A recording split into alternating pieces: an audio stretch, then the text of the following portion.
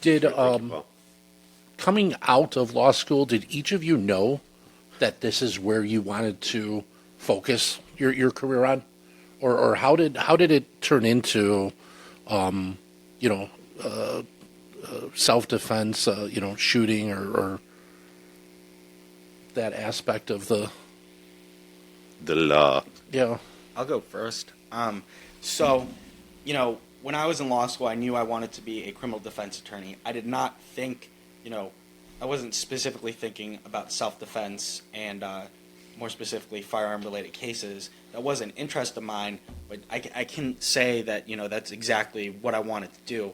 It just so happened, the way my career went, that I met Dave and I met Irina, who's an attorney at her firm, and I grew to love this stuff, and I'm incredibly passionate about it.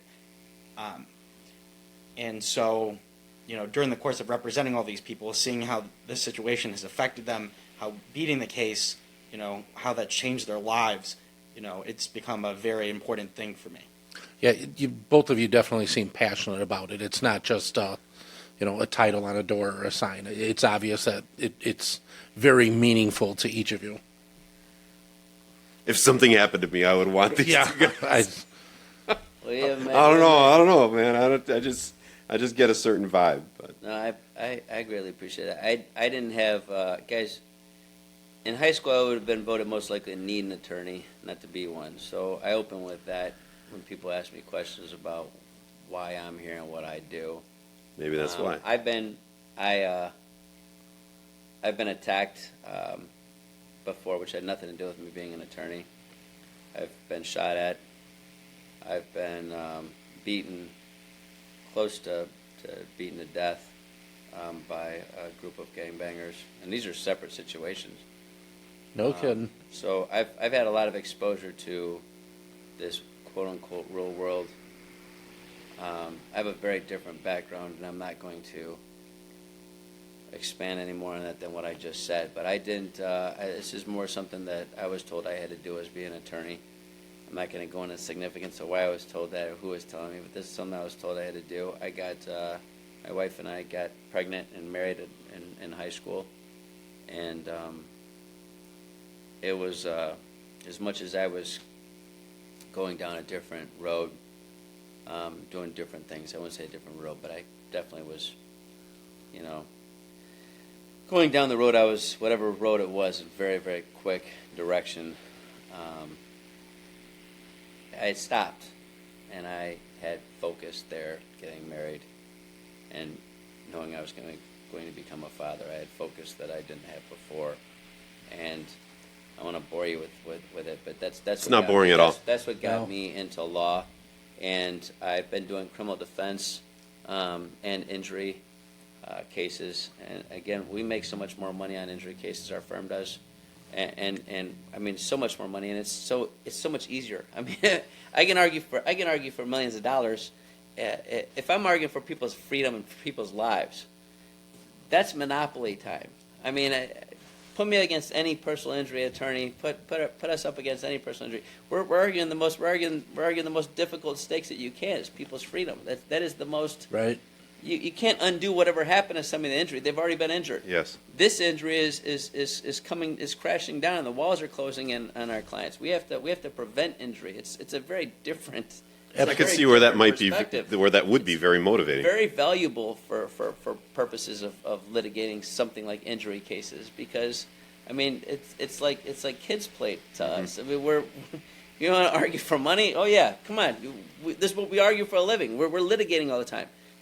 So but the reason I'm personally most attached to this is exactly for the reasons Paul said. It affects so many people's lives so quickly, and it's a tragedy. It's a very significant tragedy, and it's not really being focused on, because we don't have a ref that just comes in that saw the whole damn thing, that's at the corner and sees these people in the ring and sees that this person attacked this person defended himself. We have all these Monday morning quarterbacks, that are whether they're jurors or judges that are listening to, these trials. For example, we finished a 10 murder trial just a little bit ago, and it took 2 weeks for this trial to go forward. The case in Cali was 2 weeks that just finished in the end of December, and I've had multiple trials between and around these trials, but I mean some of them are 2-3 weeks long, and the reason I say that, guys, is because the situation that people are being confronted with, that people find themselves in when they're defending themselves, it can be minutes, it can be seconds, it could be fractions of a second, and then the judge or the jury is being presented with the situation over the course of, let's just say, 2 weeks. And when you talk about Monday morning quarterback, we're comfortable in our chairs right now, right? I mean, these are very nice chairs. I made sure they were very nice chairs in this office. But we're comfortable in these chairs right here, okay?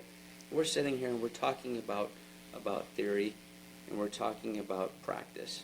We're talking about a number of different things and that affect the 2A community, but we're talking about it comfortably, right? When you're in a courtroom, you're comfortable. Not in the same sense. Not necessarily. I mean, you're at the courthouse. You don't want to be there. Your children are at home, or your employer's ticked off that you're gone. Whatever the situation might be, but you're comfortable in the sense that you're not being attacked. What you're hearing about, you're not experiencing. Yeah. So it's our job to make it so that you really feel like you're experiencing it, to build it up, to go ahead and make the ride as accurate as it was for our client. But the reason I'm saying this is because you're not in this situation. Prosecutors pointing fingers about, you could have done this, you could have done this, you could have done this. And what often comes out of prosecutor's mouth is, he could have ran out, he could have left. He could have just taken off, he had an opportunity to leave. Mm-hmm. There's no duty to retreat. He could have left, he could have ran away. And it's that Monday morning quarterbacking, that's so disruptive here, because these people are not in this situation. They don't know what this situation is. So I'm familiar with these situations. I was, when I was almost beaten to death, my head is getting hit like a piñata with a baseball bat and a lead pipe repeatedly, and there are 8 different people. People might say, hey, look, somebody sitting in that Monday morning section might say, hey, that person didn't have when these people came up, I knew immediately something was going to happen. My gut, everything I know about life, everything that my life's experiences, at that moment, I know this is getting ready to happen. Mm-hmm. There's another guy with me. One of these guys takes his hat off his head. Let me see your hat. And he takes his hat off his head. I know what's getting ready to happen. I know the next thing. I'm getting hit. And then I'm down. And there's concrete right below me. And I'm trying to shield myself as best as possible while it's happening over and over again. Somebody could have said, if I was armed with a firearm right there, I could have prevented this whole situation. But then somebody would have said, hey, you never saw a gun? You never saw a pipe? I didn't see these guys with a pipe, and I didn't see a baseball bat. Mm-hmm, mm-hmm. Right. Somebody would have said, did you ever see it? No. Well, I was in fear of, I believe this is what's going to happen. Why did you believe it? Well, because of life's experiences. We'll expand on that. Well, that's not really enough. How do you know these people? And that's what happened. So these situations, guys, it's when you have 2 weeks and the prosecutor's given 2 weeks of all these different reasons why you didn't have to do this. You don't have 2 weeks to make a decision. You don't rewind back and throw the defendant in a situation and say, all right, here, Freddie, here's 2 weeks of information. Now you know that this person does or doesn't have a background. This person did or didn't do this. This person may or may not have done this earlier in the night. This might not. This might have been happening. That might have been happening. You don't have all this stuff. You only have the information that's approaching you rapidly. That's got you in a situation where you believe this is fight or flight. Right? You have to make a determination what the heck you're going to do. Yeah, that's an interesting perspective. I mean, again, I can't answer a question quick. I can't give you a quick answer. There's a lot. There's a lot to it from me as far as why I do this. Why it's so damn important. And Paul, really hit the nail on the head when he said, it's just watching these people get their lives back.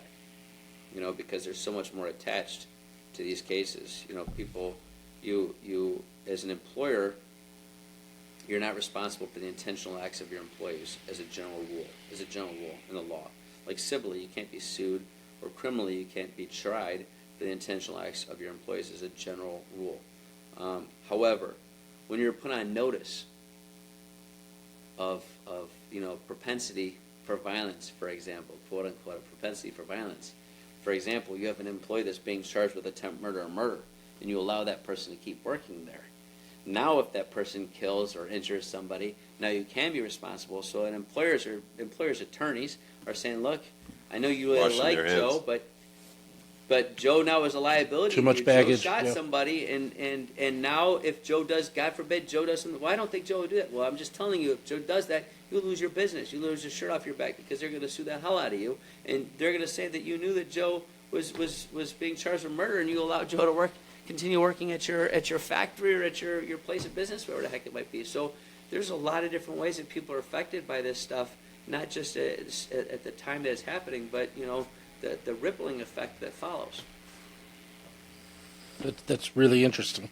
I do have a question that one of our listeners wanted me to ask, and we actually touched on a little bit before we started recording, but if somebody is they have a felony on their record, is there a route for them to be able to get a FOID and then subsequently a concealed carry license? Yes.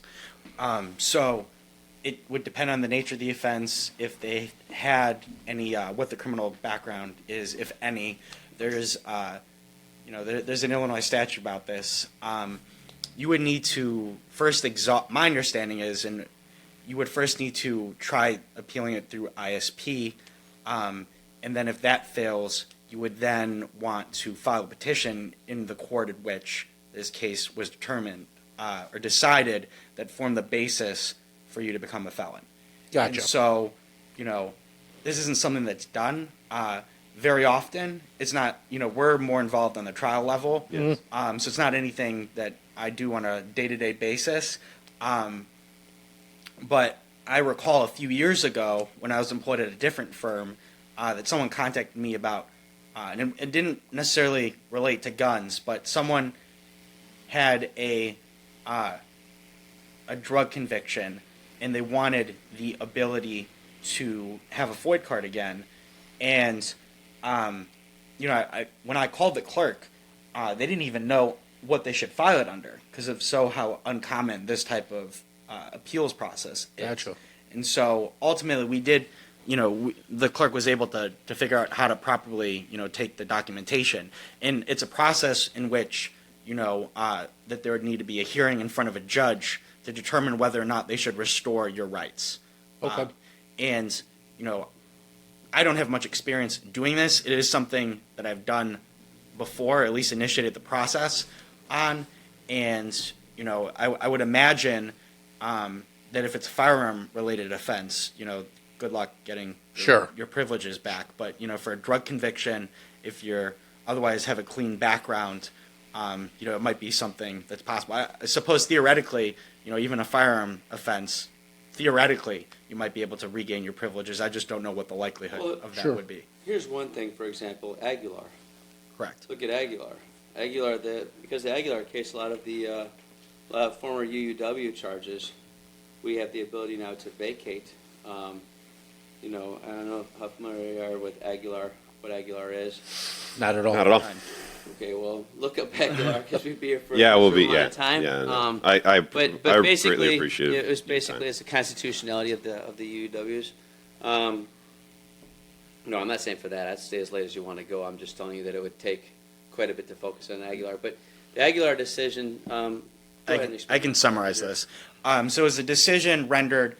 It went to the Illinois Supreme Court, and basically, it's not applicable to every form of aggravated unlawful use of a weapon. It typically needs to be the more vanilla one that doesn't mention where there's not a specific enhancement for having no FOID card at the time. And so the legislation has not been changed as far as the statute for aggravated unlawful use of a weapon. So Aguilar only applies to cases that are on the older side. And so if, in fact, you pled guilty or were otherwise convicted of an offense at which the aggravated unlawful use of a weapon statute was unconstitutional at that time because they weren't granting concealed carry permits or concealed carry licenses, you may be eligible, depending on what count you pled guilty to and how it was phrased I gotcha. to reinstate, To vacate that. to vacate that conviction.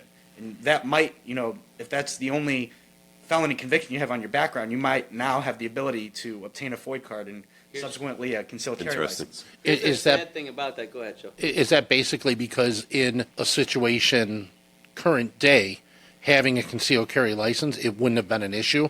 Is that basically Right. So Illinois wasn't granting concealed carry license at that point. It didn't Right. exist. So basically, the law was construed in a way where you weren't allowed to basically have a loaded firearm outside of your home.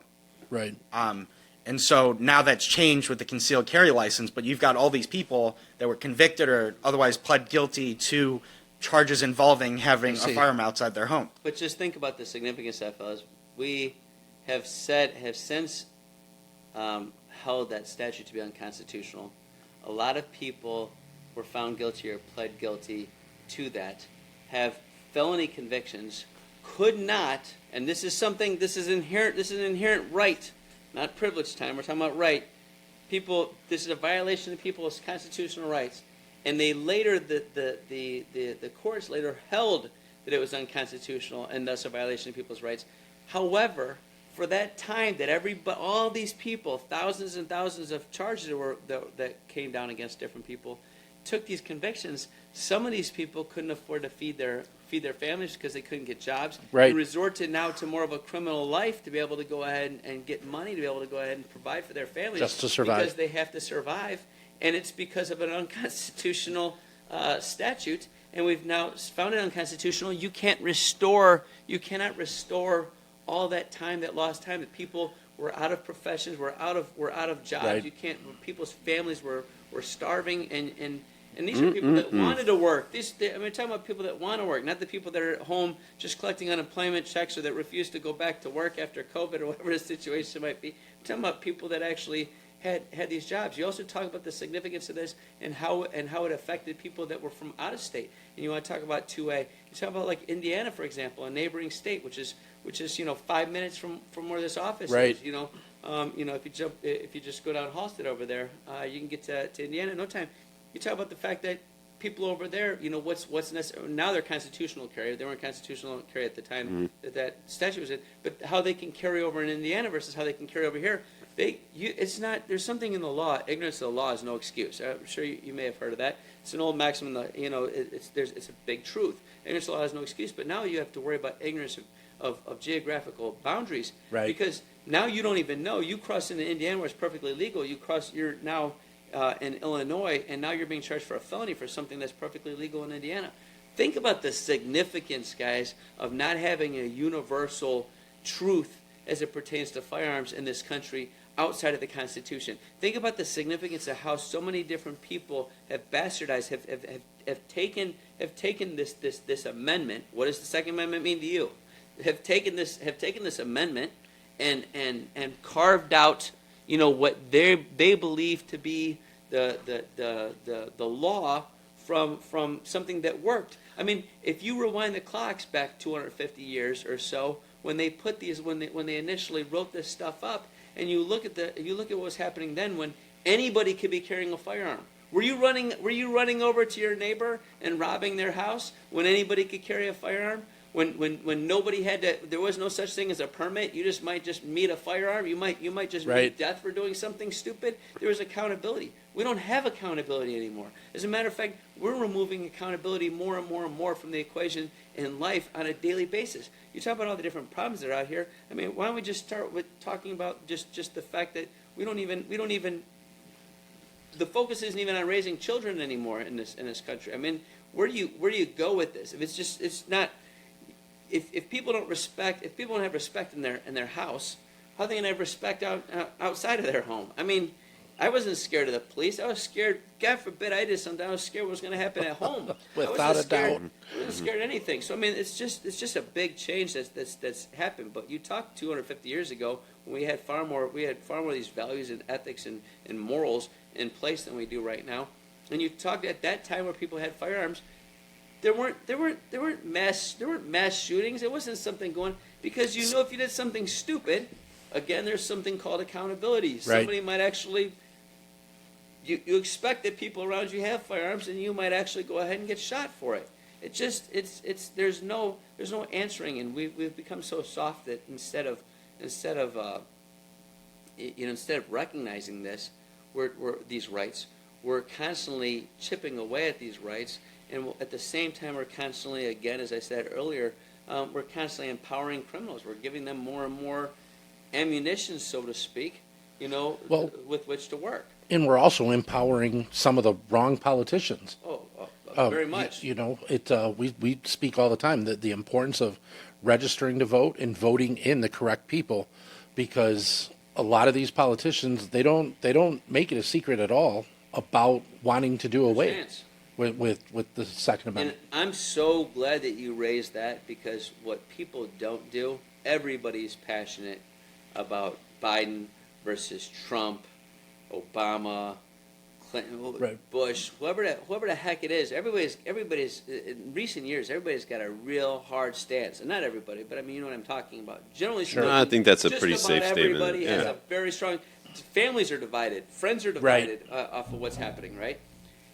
So invested in what's happening with the president of the country, and yet whatever the president does, generally speaking, it takes a while for that to trickle down to us. A lot of stuff that one president is taking credit for is because it was something that another president did years before, Sure. and so on and so forth. It's a problem, that it's a problem that we have such a focus on things like on that particular station, that particular title, that particular office, and yet, as you just said, Joe, you talk about these different politicians. Let's remove politicians, the word politicians. Let's just talk about judges. People go out and vote for judges based on race, based on sex. Is this a man or a woman? Based on Name recognition? Based on exactly. Is this an Irish guy? Is this a Right. I think you give people more credit. I mean, it's just a and swag. You they go in there don't and give a damn. Yeah. And How some do of you? the people in the party, they just for their party, they just Yes. go down the Yes. line. So you got a lot of and that's what parties were supposed to be for, was to help with that. Once upon a time, but you got a lot of division. You Right. have a lot of you have a lot of division between these parties. But now within your party, especially if you're 2A, if you're voting one way, for example, before, it's become a platform issue. Now you have to be concerned with exactly what the heck's happening with issues like firearms, for example, and it's further dividing everybody. I just want to elaborate further on what Dave is saying about how judges are elected, at least here. So now, once you've been elected as a judge, now they're voting whether or not you should be retained, and so it's completely different about how it works. Unless they vote you not to be retained, you stay a judge. At least the elected judges do, and so unless they vote not to retain you, which most people don't know about, although it's on the ballot, that's the only way that another election occurs over your Right. spot. That or you otherwise vacate your position. Yeah. And so you've got a lot of judges that have anti-firearm views that people are, They stay there. lack of knowledge, they stay there because they're not voting not to retain them. Yeah, every election I try and vote in all, especially local. Your vote matters on a larger scale on all of your local elections. I put together a really interesting worksheet for every one of them, I like that. and That's great, Well, Joe. you should share it. You should post Yeah, it. You should I was thinking the post same it. thing. You should for sure post maybe it. I'll do that That's on the website. yeah. I think it's an awesome idea. I think everybody should. I think that's an awesome idea. It's probably. Go Thanks. ahead. I don't want to interrupt you, but I think I'm No, it's just I hand it out to some of the people I know that I have people that'll ask me, hey, what do you think of this? And it's here's my sheets, and here's pros and here's cons, and here's the categories that are important to me. And for one of them it was 5 pages. It's that funny thing about responsibilities. Like, once you take them on, you find out there's quite a bit of work behind a lot of them. Yeah, it really is, but monumentally important also. Yeah. Extremely important. I'd love for that to be published for everyone's information. Yep, I could do that. I'd be more interested to see it myself. Yeah, I mean, guys, you go down the rabbit hole here because it doesn't stop. there's especially getting back to the self-defense stuff, it doesn't stop. And the differences between states and understanding the differences between states, because you might be, you guys are focused on Illinois, and a lot of what I do is focus on Illinois, and then I go in these different states, and there's completely different rules, and it changes up. But when you're focused on Illinois, part of being focused on Illinois is understanding a lot of people travel, guys. A lot of people leave Illinois that live in Illinois. If they're fortunate enough to be able to have that type of freedom, have that type of ability to travel, to take off work or whatever, but they leave Illinois, maybe to see family, maybe to do this, maybe to do that, and it's so important to understand that when you're leaving Illinois and you're entering these other states, that they likewise they also have their own rules. And Absolutely. It's so important to understand how those rules change up, because you traveling with your firearms through these different states is different. The simple question of whether you're supposed to answer the police or tell the police. Some states say that you have to immediately tell the police when they come up to the door whether you have a firearm, and you don't know that, and you're in that state, and God forbid there's a conversation that comes up, you could be charged for that. The minute you get charged gives them, if in fact they charge you for anything, gives them the right to, arguably to search your vehicle, for an inventory search for your vehicle before it gets towed, or search incident to arrest, depending on what they're charging with, whatever the situation might be. But you're just opening up another, Right. can of worms. So it's when you do these things, guys, and I appreciate, just like you guys said, you appreciate us being here. I appreciate you guys being here, and I appreciate you guys what you guys are doing and what you're offering to the 2A community, to the community at large that it's interested in this one way or another, because it's just awesome to have conversation about it without concern, without concern about, people getting their feelings hurt, or people, feeling. I think the more you educate people on these issues, the more people can understand a different perspective, the more it helps, whether they agree with it, guys. It's not, at the end of the day, it's not about, finding, necessarily finding all like-minded individuals. As you Absolutely. said before, Joe, before this began, you guys are trying to get a more comprehensive, do a more comprehensive approach to these topics, which is, one of the reasons I was very interested in do this podcast with you guys, just in you elaborating on that. I think you just gotta get the conversation started. Yeah. Because there are walls up, so the walls prevent conversation, and the more you get the conversation started and you get people thinking about this, then we can entertain change, and we can entertain how that change would take place, and with whom that change needs to be. We just had that conversation though on the way out On here. the way that here. We don't want this to be an echo chamber for 2A people. Right. I know that it isn't on a smaller scale. I have several people that I know that aren't into firearms, but are listening and asking questions. But even different point of views, we really want to get them in here. We really want people to feel safe to have these discussions and grow this conversation. One question that I had, you mentioned, Dave, if you're driving in Illinois and a police officer asks you if you have a firearm, and the law says you're supposed to, confirm that you do. Answer honestly, yeah. Yeah, answer honestly, yes. Are they allowed to ask to see your firearm? If you say you have a firearm, then yes, they could say, let me see the firearm. So again, this goes back to that very dangerous word that Leigh threw in the conversation early on, which is that word practical. Mm-hmm. The theory versus what's actually occurring. So the minute you say you have a firearm, laws, there are blurred lines here.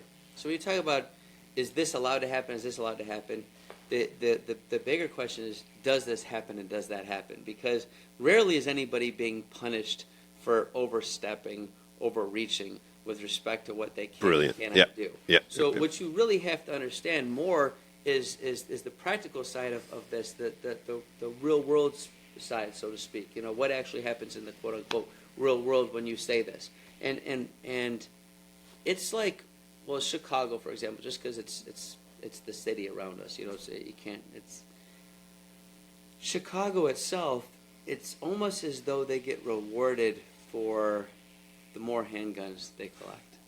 Not even handguns. The more firearms they collect. Not even handguns. There The are more certain firearms they things collect. that make sergeants happy, Yeah. and that might be one of the things that makes their sergeant happy. Yes. Yeah. That's not might be. That very much is something that's making somebody happy because they're constantly being confiscated. I had a very interesting case I got involved in that's not so interesting comparatively speaking, like from the self-defense side. We had a guy that follows me on TikTok, and he was in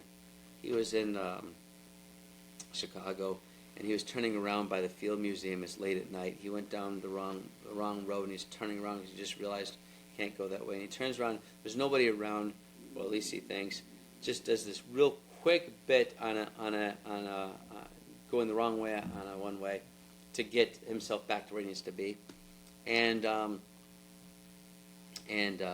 police officer sees from from a distance and goes over wherever he's at and pulls him over and asks if he has any firearms, and he says he does, and then the police officer proceeds to ask him where are they at, where are they located in the vehicle, and can you step out, and ends up searching the vehicle. So he has a firearm on him.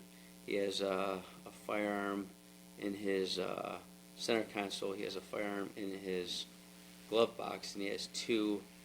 He has a shotgun and another firearm in his trunk, I believe. But anyway, gets him out. Now he and the firearm on his person is there's one in the chamber. He goes ahead and he writes him up for a UUW, unlawful use of a weapon. By the way, UUW, if you're not familiar with this charge, UUW is not about using the weapon. It's about possessing the weapon. So it's very, it's. I don't know why it's called unlawful use of a weapon, but that's the statute. And there are various different types of UUWs, unlawful use of weapon statutes in Illinois. But he's getting charged with this, and because he's being charged with this, his vehicle is being impounded. And when you are in Chicago and you're being charged with this type of offense, it's an automatic, on top of the tow fee, it's an automatic $2,000 fine. $2,000 fine. And he is, sorry, hold on one second. That is, for anybody wondering why there's a brief pause, that's my daughter calling me, and I always answer, I can't say always now, but Can just appreciate about that. always answer, Mostly always. Yeah, calls can from family. appreciate So it. the rest of these buzzings Me too. I disregard, but I had to text her and just tell her I'm going to answer. It's the right thing to do. But he's being charged this $2,000. He's now got this $2,000 fine on top of everything else. So he's getting charged with the UUW, and he's being charged financially with the tow plus the $2,000 on top of it that Chicago imposes. And it's a Chicago thing. It's not a state thing. It's a Chicago municipal ordinance. Paul goes to court on the criminal case. We got a bunch of stuff going. And by the way, they put the criminal case and if you want to contest the civil the charge, they put that on the same day as this criminal case. They Oh, put it perfect. Two different courthouses. That was real two nice of criminal them. cases. Yeah. So I'm representing somebody at another courthouse in Chicago. Paul's representing him. We've got attorneys in different courthouses, but between myself and Paul, because this is something that he and I were, we had to tag team here. I'm representing somebody over at this courthouse. He's representing this guy at the criminal proceeding. I say, you know what? I should be able to knock out my hearing in time to be able to get over for this forfeiture proceeding, the $2,000 in the vehicle. And I said, I'll get over there. Now this guy just paid us. I just charged him. I charged him just for the criminal portion of it. I didn't charge him for civil because I said I don't do those hearings. But he's getting screwed over by these people, and I hate the fact Chicago keeps doing this. And so I go over there to argue this in front of this administrative hearing officer, and this Chicago prosecutor, and these cops. And these cops are laughing at my guy, like, why are you even here? Like, you don't win these things. You should have just gone ahead. We told you this when we arrested you. You're getting charged with this. You're making an issue out of something you can't do anything about. Me, I love the challenge guy. I mean, if you haven't figured it out, I mean, just put me in the ring with anybody that's talking shit at this point in my line. This isn't even something I even do. I mean, this is something I frown upon because this is not something I'm like, you guys, you're wasting your time to have me there because, I'm fighting for $2,000+ and it costs more Right. per hour. I did this pro bono, and I hate saying that right here because I'm too damn busy to do anything pro bono. People are like, can you please do some pro bono? I did this quasi pro bono because he'd already paid for the criminal stuff. I did it like half pro bono in a sense. I went to this friggin' hearing for this guy, and I argued this out, and I outlined how much ignorance there is in Chicago for the laws concerning firearms, and how this prosecutor had no idea what the hell he's talking about. I even put on the record that when I started arguing things, and I started arguing case law, and I started arguing statutes off the top of my head, I even put it on the record that he was searching frantically through his cell phone, trying to look up the different stuff that I'm saying. I told the judge that your prosecutor here is trying to search up. I'll tell you exactly where you can find it. And he goes, I take offense to that. I said, you can take offense to as much as you want. I'm sitting here staring at you on your phone right here with your phone under the table where you're looking up the stuff that I'm saying. I said, you can take offense to it. I should be charging you for educating you right now. I went through this whole thing with the administrative judge, and he's like, counsel, what's your response to what he's saying? And I said, Judge, if you like, I said, I'll show you my phone right now. I'll pull up ISP's website where it specifically says that you're permitted to travel through the state, even though the city of Chicago doesn't recognize, or the state of Illinois doesn't recognize out-of-state credentials. It does specifically say for purposes of transporting your firearms that you can't effect transport through. So I said, look, this ISP website. This is the main body, policing body for the state as it pertains to firearms. This is their website where it specifically says this. And the guy's like, counsel, what do you have to say? And he's like, I wasn't looking this up. I was texting to somebody upstairs. The hell you were texting to somebody upstairs. And I'm going to put you on blast right now if you're listening to this, and you shouldn't be listening to this because you're so anti-2A and anti-law and so very ignorant. But if you are listening to this, you know exactly what the hell you're looking up. I was speaking law faster than you could research it, and basically got this thing thrown out, and it just felt so damn good. Just going ahead and stepping up for the little guy against the big city that just cool. That just goes ahead and does this. But it happens all the time, so be aware of that also if you start answering questions. I like it that you get a little glimmer in your eye Right, when you absolutely. talk about that. That's pretty cool. Nice victory. The Yeah. David and Goliath stuff is Yeah. That's all right. Well, the bigger victory was the criminal case. But Yeah. obviously Yeah. that's very important too. All right, Paul. Won that one too, huh? Yeah. But anyway, guys, I mean, like I said, and we could maybe even take this up on a different day. I didn't mean to hold you captive here all night, but but this is what we do, guys. This is, and you could tell this office right here, nobody else gets to see it, but you could tell this office is not in any way remotely resemble an attorney's office. I mean, it's a pretty sexy office. No, it's I something. I like it a lot. I like Something to behold. I keep looking at the vault door over there. I like that. Well, that's my main office. But I didn't do a lot of talking. I was fascinated by a lot of what you guys were saying. Same here. And I cannot tell you how much I know Leigh appreciate the time that you guys took to sit down with us, educate our listeners. I never expect this, and I always joke with Joe, like, why does anyone listen? Yeah, But people keep listening, and we're growing. They do, and I don't think I can express how much we appreciate it. We really, really. For sure. You're more than welcome. More than welcome. And we're more than welcome the idea of you guys coming back and. Yeah, I was thinking the same thing. There's a bunch of different questions that will flow from information here. So if you guys And want who, to follow how- up or something along those lines. Just people, if they need you, they need help, right? McDermott Law Group. McDermott Law Homewood, Group, Illinois. You see MCD Wins, MCDWins.com. You see 833 MCD Wins. We've got Not Your Typical Attorneys is the easiest way. So if you can't remember anything else, just remember Not Your Typical Not Your Attorneys. Typical Attorneys.